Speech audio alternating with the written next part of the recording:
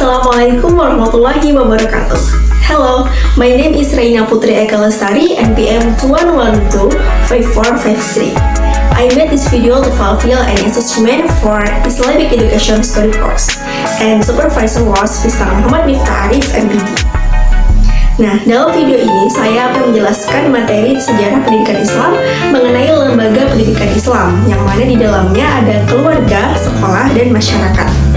Nah, ngomong-ngomong masalah lembaga pendidikan Islam ini sangat berperan sentral dalam penyebaran agama Islam itu sendiri, karena penyebaran Islam itu sendiri pada masanya itu berhubungan juga dengan pendidikan Islam, dengan pertumbuhan dan perkembangan penyebaran Islam pada masanya. Nah, pada masa awal pendidikan Islam itu atau dikenal dengan dari Al-Arkam, yang mana dilaksanakan pada waktu itu di rumah sahabat Nabi dan sangat berperan sekali dalam penyebaran Islam dalam misinya di Jazirah Arab. Nah, kemudian pada masa itu setelah Islam sudah banyak dipeluk oleh masyarakat Arab dan sudah banyak yang menerima, lalu pendidikan Islam itu sendiri dilaksanakan di masjid. Nah, maka dari itu seorang tokoh yang bernama Tibawi menyebutkan bahwa the mosques become the first schools in Islam.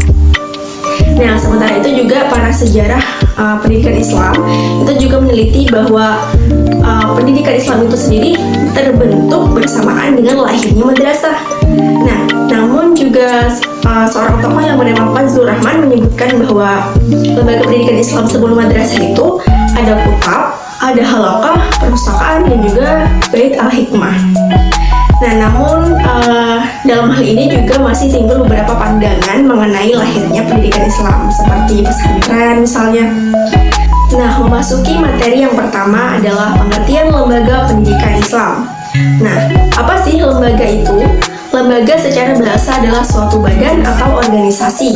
Nah, sedangkan menurut Kamus Besar Bahasa Indonesia, lembaga adalah suatu badan atau organisasi yang memiliki tujuan-tujuan tertentu.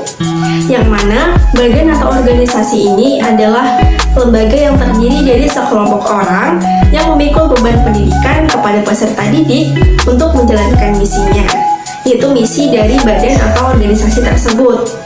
Nah, kemudian apa sih lembaga pendidikan itu? Nah, lembaga pendidikan sendiri adalah organisasi yang didirikan secara sadar, terprogram, dan terencana dengan tujuan-tujuan tertentu.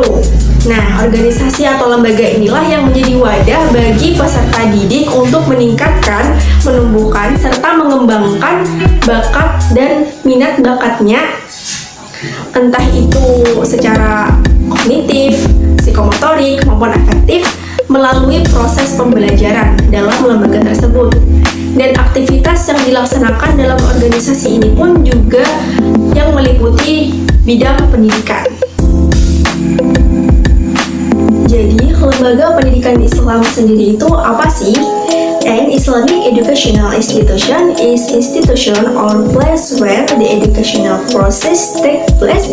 The aim of changing individual behavior in a better direction through interaction with surrounding environment, with the various means, regulation, and person in change and education imbued with spirit of Islamic education and values, intention to carry out Islamic teachings.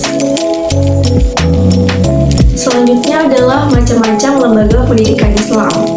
Nah, lembaga pendidikan Islam ini terbagi menjadi 3. Yang pertama adalah lembaga informal keluarga, yang kedua lembaga formal sekolah, dan yang ketiga adalah lembaga non-formal masyarakat. Nah, yang pertama lembaga informal keluarga. Ya, tentu saja keluarga menjadi lembaga yang pertama dan yang paling utama dalam pendidikan, karena di sini mengingat peran seorang keluarga atau orang tua itu yang bersifat kodrati dalam memelihara, menjaga, serta mendidik anaknya dari sejak ia kecil. Orang tua inilah juga yang mengetahui bagaimana agar anaknya itu tumbuh dan berkembang dengan baik. Nah, maka dari itu orang tua ini sangat berperan dalam pendidikan keluarga. Nah, yang mana juga orang tua ini mempunyai peran yang memang sangat penting terhadap terhadap anaknya. Nah, keterlibatan orang tua dengan lembaga pendidikan keluarga ini adalah yang pertama, sudah pasti menjadi lembaga paling utama dalam mendidik anaknya, sekaligus menjadi contoh identifikasi yang apapun yang dilakukan orang tua itu bisa menjadi tolak ukur perbandingan anak dengan orang tuanya. Nah, dalam Quran surah Al-Luqman ayat 13-19 di situ juga disebutkan bagaimana orang tua itu dalam mendidik anaknya. Disebutkan juga dalam Quran surah At-Tahrim ayat 6 yang artinya, hai orang-orang yang beriman, peliharalah dirimu dan keluargamu dari api neraka. Nah, jadi di sini kita dapat mengetahui bahwa keluarga itu memang sangat berperan penting dalam mendidik anak-anaknya sejak ia kecil. Yang kedua adalah lembaga formal, yaitu sekolah, yang mana sekolah ini menjadi salah satu lembaga yang diberikan tugas untuk mewujudkan tujuan pendidikan nasional, yang mana dalam perannya ini sekolah harus menjalankan peran dengan baik.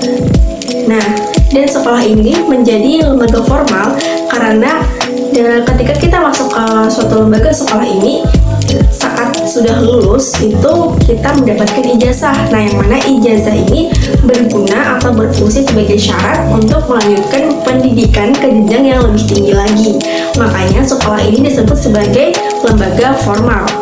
Nah, dalam negara Republik Indonesia, lembaga pendidikan yang diidentikan dengan lembaga pendidikan Islam itu pesantren, madrasah, dan lembaga milik organisasi Islam itu sendiri.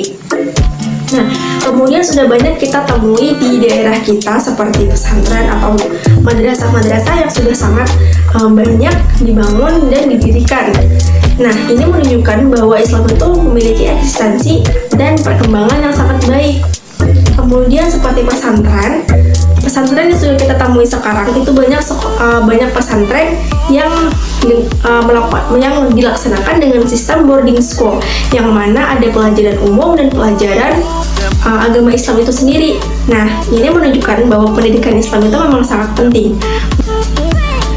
Nah, kemudian ada beberapa lembaga pendidikan yang mungkin sudah kita temui seperti Raudatul Atfal atau Bustanul Atfal yang setara dengan TK.